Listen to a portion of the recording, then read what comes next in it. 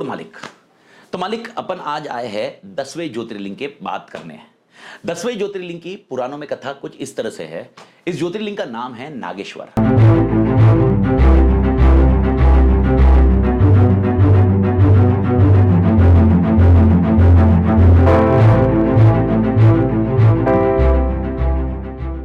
नागेश्वर भी बोलते हैं, नागनाथ भी बोलते हैं। तो इस ज्योतिर्लिंग की कथा कुछ इस तरह से है। यहां पर एक वन होता है, वन मतलब जंगल, जहां पर दो दानव रहते हैं। दानव एक होता है, एक का नाम होता है दारुका, एक का नाम होता है Daruk. Daruk is husband and Daruka is wife.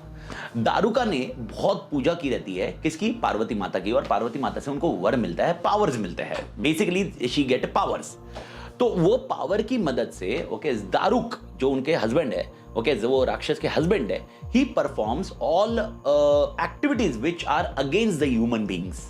यानी उन्होंने उस फॉरेस्ट में जो लोग रहते थे, जो भी इंसान रहते थे, ऋषि रहते थे, उनकी जो पूजा करते थे, अर्चना करते थे, जो भगवान का नाम लेते थे, उसमें अड़चने डालने की कोशिश की। यानी एग्जाम्पल, यज्ञ होता था, शुभ कार्यों का काम होता था, उस टाइम पे जाके वो डिस्टर्बेंस करते थे। और वो डिस्टर्बेंस की वजह से वो यज्ञ पूरा नहीं होता था, शुभ कार्य पूरा नहीं होता था, या पूजा पूरी नहीं होती थी। तो ये दारुक जो राक्षस है, दानव है, ये सबके साथ ऐसे करते थे। तो उन सारे इसमें इंसानों के इसमें एक भक्त थी सुप्रिया, जो भोलेनाथ की तोड़ भक्त थी। तो भोलेनाथ की तोड़ भक्त सुप्रिया को बार बार दारुक जाके मना करता है कि आपने ये पूजा बंद करनी है, या उसमें डिस्टर्बेंस करते हैं। और दारुक मना करता है कि भोलेनाथ की पूजा नहीं करनी है।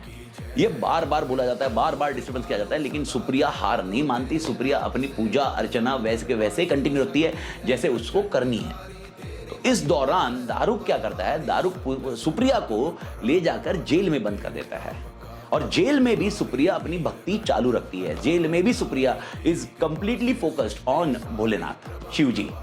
अब इस दौरान दारुक को पता चलता है कि वो जेल में भी भोलेनाथ की पूजा करती है। इस कंटेक्स्ट में दारुक जाता है और सुप्रिया पे हमला करता है। और इस टाइम पे भोलेनाथ आ जाते हैं और भोलेनाथ दारुक का वध कर देते हैं। और दारुक का वध करने के बाद दारुका यानी जो उनकी वाइफ है, पार्वती माता से उनको पावर्स मिली थी, उनको बताया जाता कि आप इस जंगल की रखवाली करोगे, आप कोई भी अपने पावर जो दिए गए उसको मिसयूज नहीं करोगे, और इस पावर से जो सोसाइटी के लिए या लोगों के लिए जो अच्छा काम हो सके, कार्य हो सके, वो आप करिए। और सुप्रिया को ज्योतिर्लिंग के फॉर्म में सुप्रिया को बताया जाता कि मैं ज्योतिर्लिंग के फॉर्म में आपके पास रिसाइड करूंगा। और तब से ये नागेश्वर ज्योतिर्लिंग बन गया। तो कथा कुछ इस तरह से थी। अब कथा से दो आउटकम क्या आते हैं मालिक? कथा से दो आउटकम। पहला आउटकम जो कि बहुत तोड़ है, अगर आप देखोगे ये आउटकम एक्चुअली रियल लाइफ में बहुत ही इंपैक्टफुल है। हम देखिए, अब मेरे को बताइए, सुप्रिया जब अपनी भक्ति कर रही थी, क्या दारुक या उनके लोगों ने आके बार बार सुप्रिया को मना किया? Answer is yes. क्या सुप्रिया को बार बार नेगेटिव थॉट्स लाए? Answer is yes. क्या सुप्रिया को बार बार डराया? Answer is yes. फिर भी क्या सुप्रिया ने अपनी भक्ति छोड़ी? नहीं। क्या सुप्रिया ने अपना पूजा करने का तरीका, पूजा करने का जो रिचुअल्स है, क्या वो छोड़ा? नहीं। यही लॉजिक अपने लाइफ में भी है।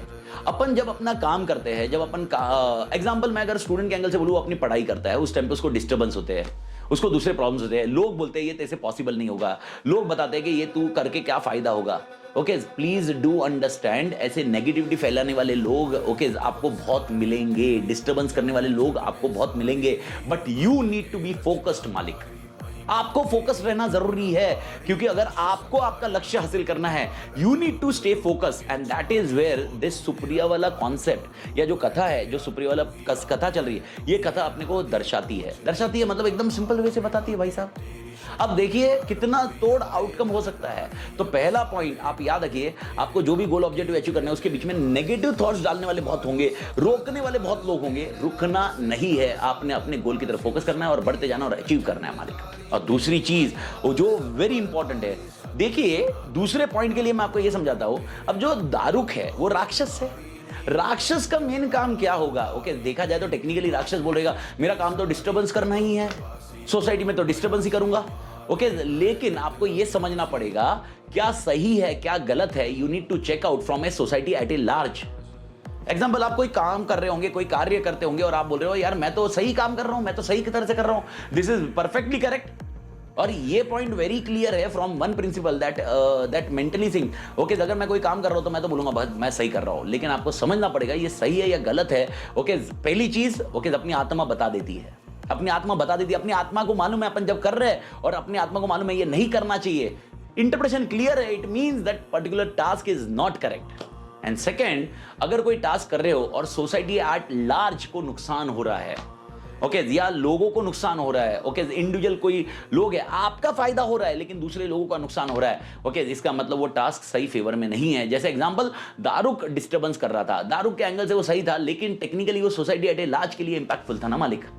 बस यही पॉइंट आपको समझना है कि what is correct, what is wrong. Okay, अपने एंगल से तो देखो ही देखो, लेकिन दूसरे के एंगल से भी हमें देखना चाहिए मालिक।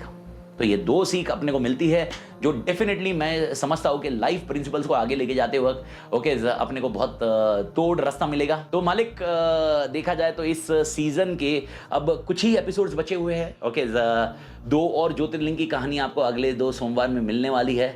तो भाई साहब, अगर आप ये वीडियोस देख रहे हो और आपको पसंद आ रहे हैं एंड डेफिनेटली आगे के 2 के लिए आप वेट कर रहे हो, तो पहला पॉइंट आप ये याद रखिए, चैनल को सब्सक्राइब करिए, कंटेंट को लाइक करिए और वीडियो को शेयर करिए। और मैं आपको बता रहा हूँ, जैसे ही ये सीजन खत्म होगा आपको अगला सीजन भी जल्दी मिलेगा, जिसके अंदर और तोड़ मोटिवेशन, तोड़ भोलेनाथ की कथाएं, तोड़ चीजें आपको मिलती जाएगी मालिक।